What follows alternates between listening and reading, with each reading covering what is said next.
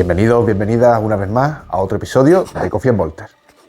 En este episodio vamos a hablar sobre un señor del capítulo, que es Magnus Calgar, el señor de los ultramarines, y vamos a sacarlo ahora en consonancia con la última de las guías que nuestro Patreon Gerard va a sacar. Entonces, bueno, para seguir con la rutina de última guía de personaje espacial, pues nosotros en paralelo sacamos en Coffee & Walter nuestro monográfico. Magnus Calgar pues lleva dando guerra cerca de, pues, desde el 87 más o menos.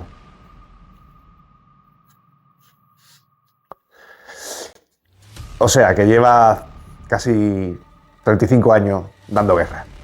Y es uno de los principales personajes que hay en el lore de Warhammer 40.000.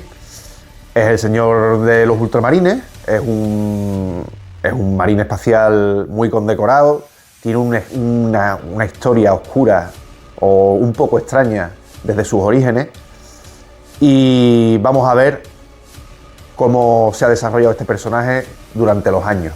Vamos a ver cómo se desarrolló la miniatura y el personaje. Así que vamos a ello.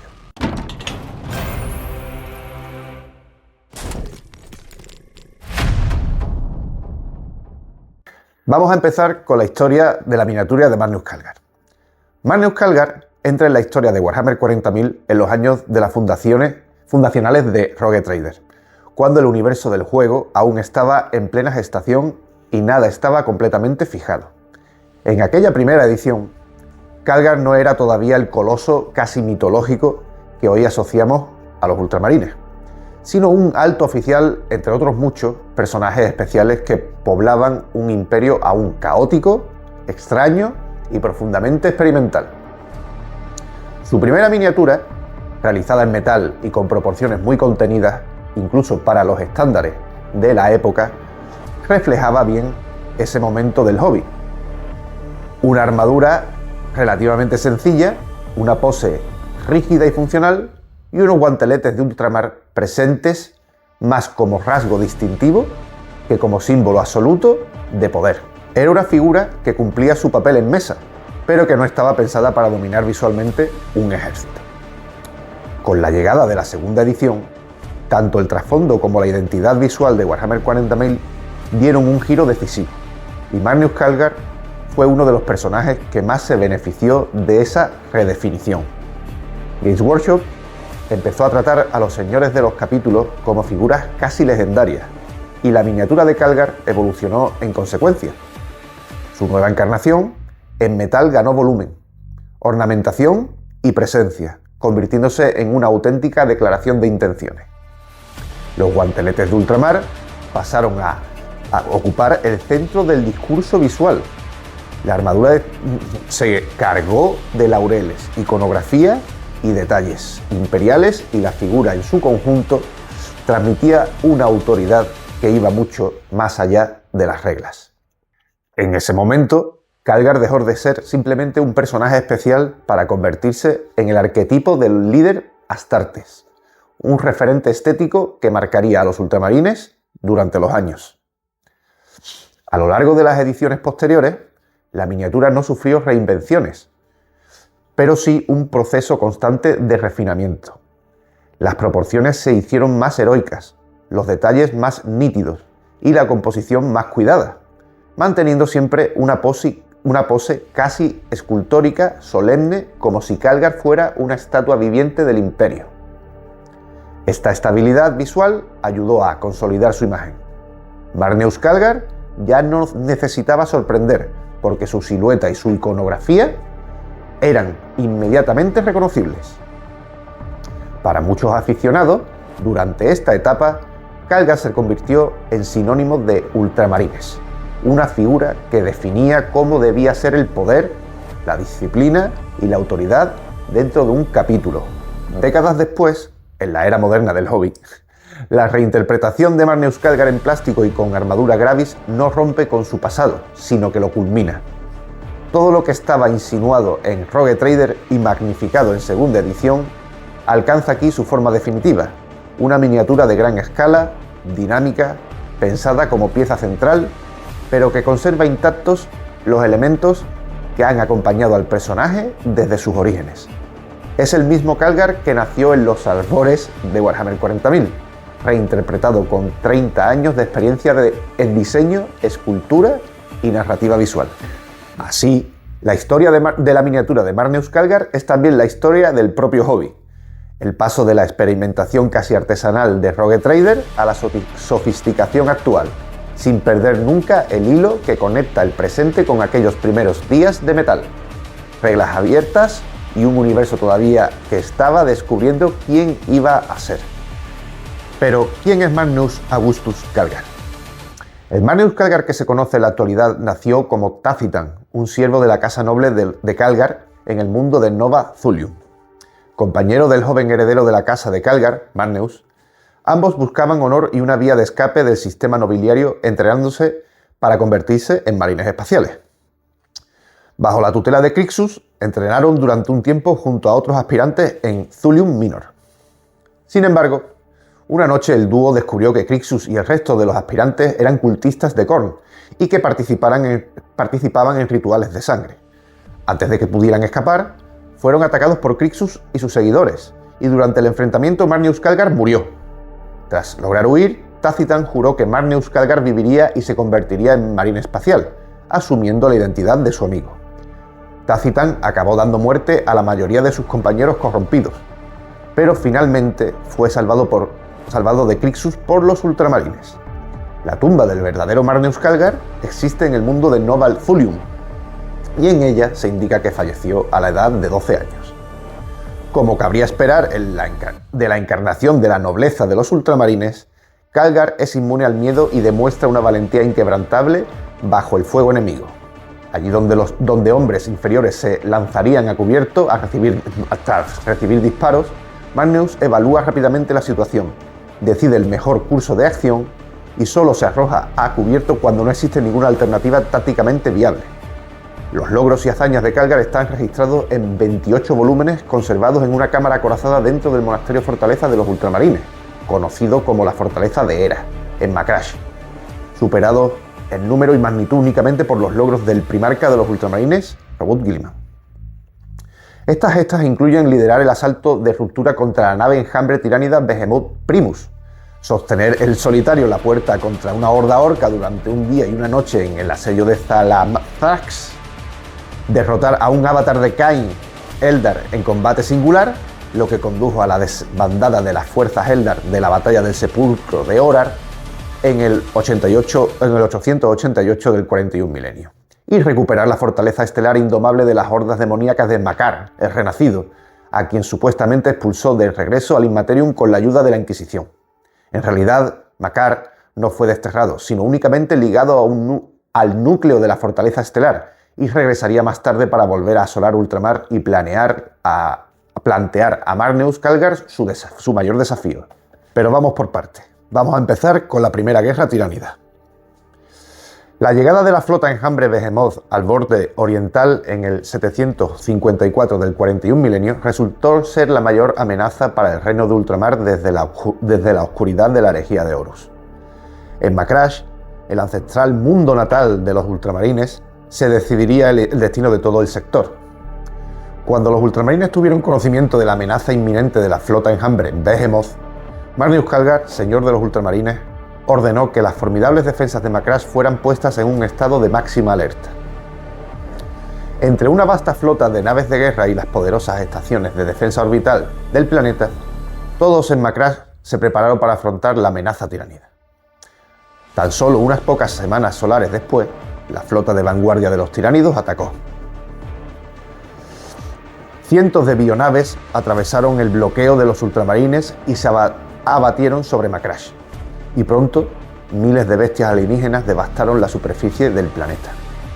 Considerando la amenaza tiránida demasiado grande para ser combatida de forma fragmentaria, Calgar agrupó sus fuerzas terrestres en 3 ejércitos.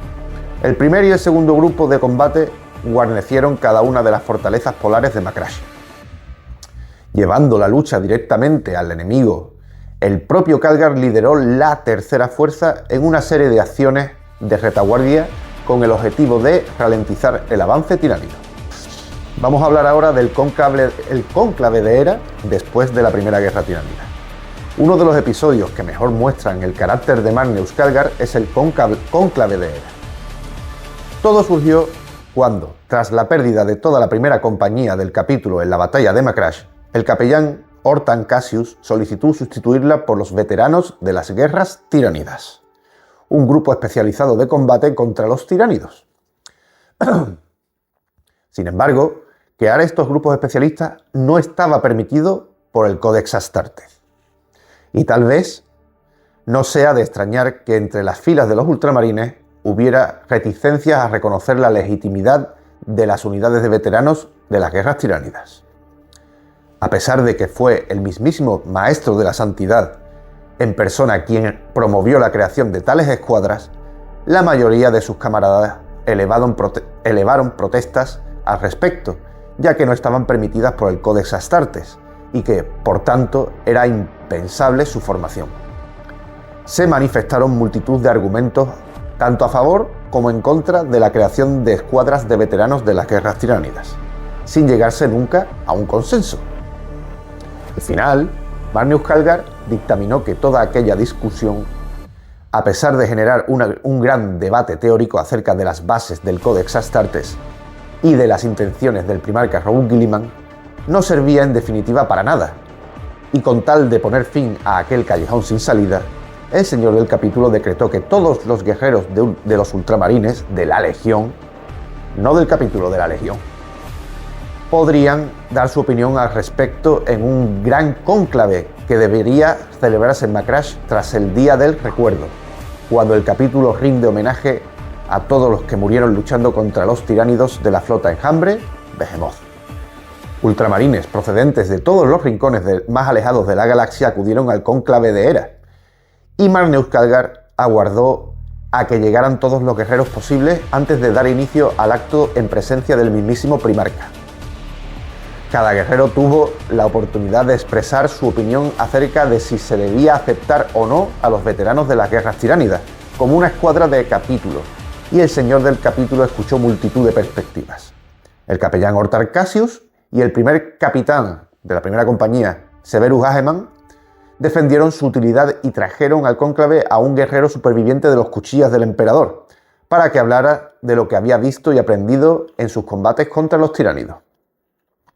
El cónclave duró varios meses, y los guerreros que no habían podido llegar a Macrash a tiempo fueron uniéndose a él y expresaron su opinión personal. Finalmente, el señor Khalgar dictaminó que ya había oído bastante y se retiró a sus aposentos en lo alto de la imponente fortaleza para meditar sobre el asunto. El señor del capítulo de los ultramarines estuvo pensando durante muchos días y muchas noches acerca de los distintos puntos de vista que se habían expuesto en el cónclave, y rezó y ayunó para que Raoul Guilliman y el emperador lo guiaran en su decisión.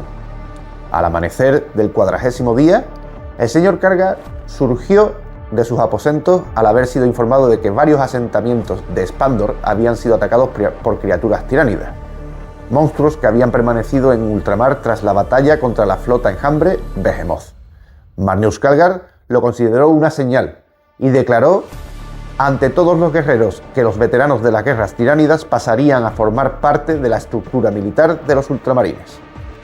Aquella nueva invasión sería su primera prueba, y, en caso de superarla, todo el mundo debería reconocer su legitimidad.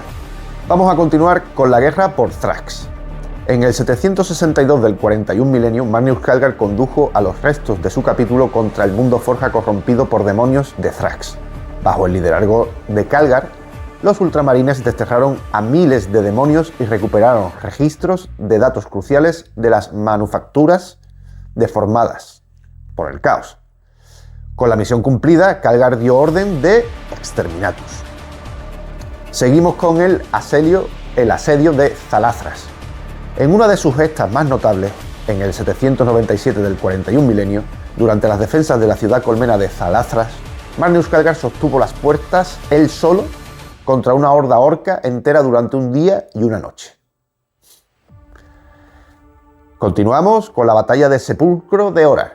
En el 888 del 41 milenio, un emisario Eldar del mundo astronave de Biel-Tan fue enviado al mundo imperial de Comrath para entablar negociaciones con su gobernador planetario con el fin de recuperar un antiguo artefacto arcano del sepulcro de uno de los héroes más laureados de los ultramarines, el capitán Horar, conocido como el Cetro de Galaxian. Cuando el noble imperial rechazó su petición, el emisario Eldar se enfureció y pronto sus súplicas se transformaron en amenazas de violencia.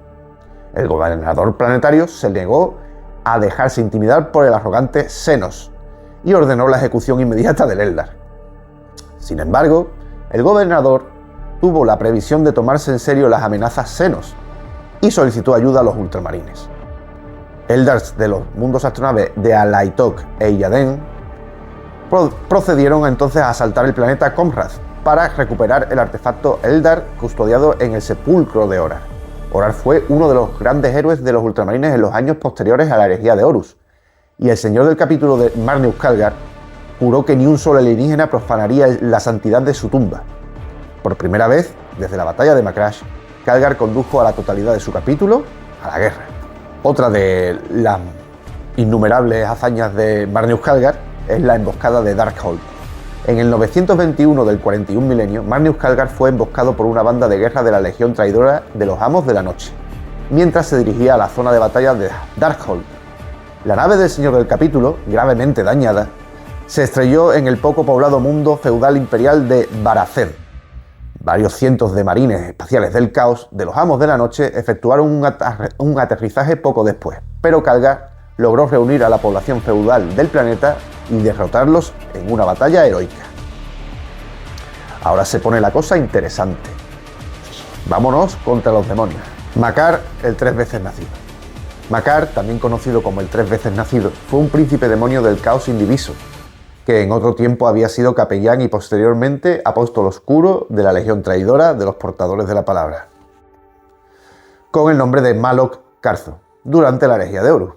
Tras su muerte mortal y su apoteosis como príncipe demonio plenamente formado, Makar acabó manifestándose en la realidad, y en el 878 del 41 milenio, ya como Makar el Renacido, lideró una flota pirata del caos y volvió a atacar ultramar.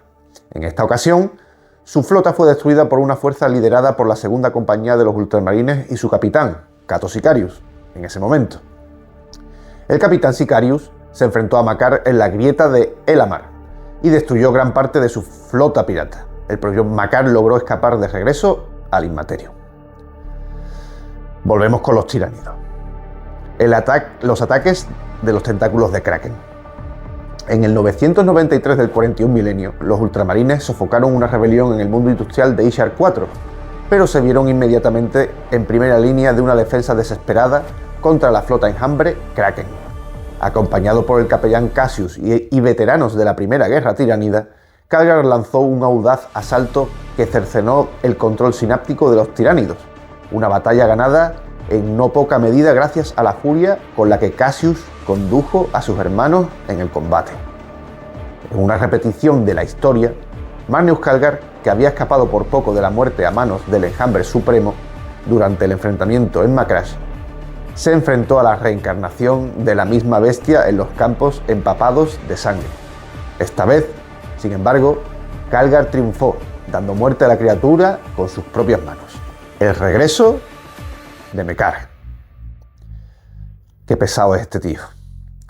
El fracaso de Calgar a la hora de desterrar a Makar estuvo a punto de provocar el desastre para ultramar, pues el demonio fue liberado por el señor de la guerra de los guerreros de hierro, Honshu, en el 997 del 41 milenio, y posteriormente se alió con él en una campaña destinada a destruir a los ultramarines y su imperio estelar.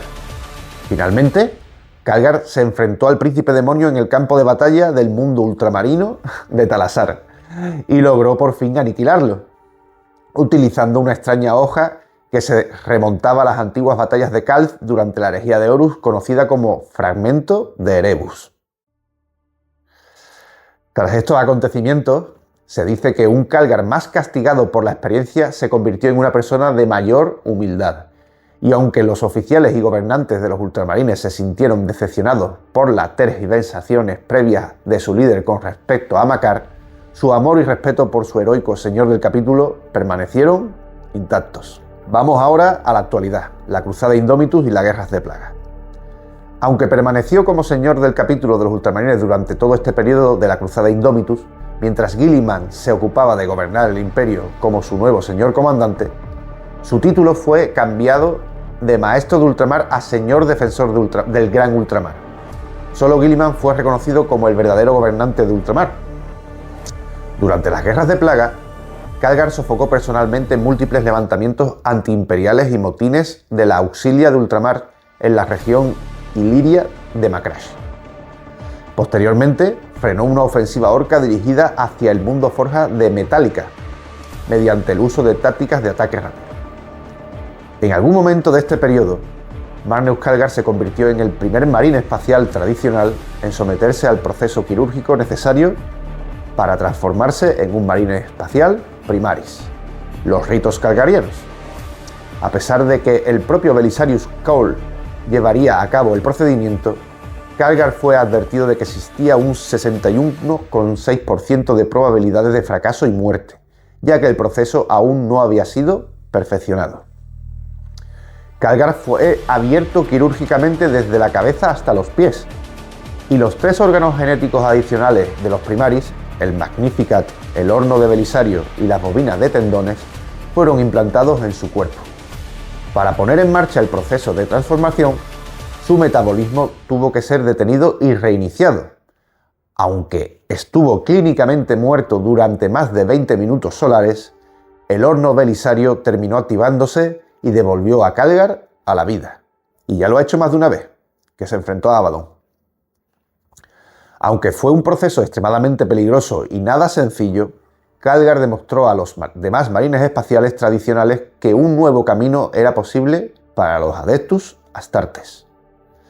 Tras su transformación, Calgar comenzó a portar la armadura de Heraclus, una armadura de potencia Mark X Gravis, especialmente diseñada para adaptarse a su nuevo y mayor cuerpo primaris. Vamos ahora con Vigilus, la Guerra de las Bestias. Durante el conflicto de múltiples frentes conocido como la Guerra de las Bestias, Magnus Calgar lideró a los defensores imperiales del mundo centinela de Vigilus, una ubicación de enorme importancia estratégica dentro del Imperio Oscuro.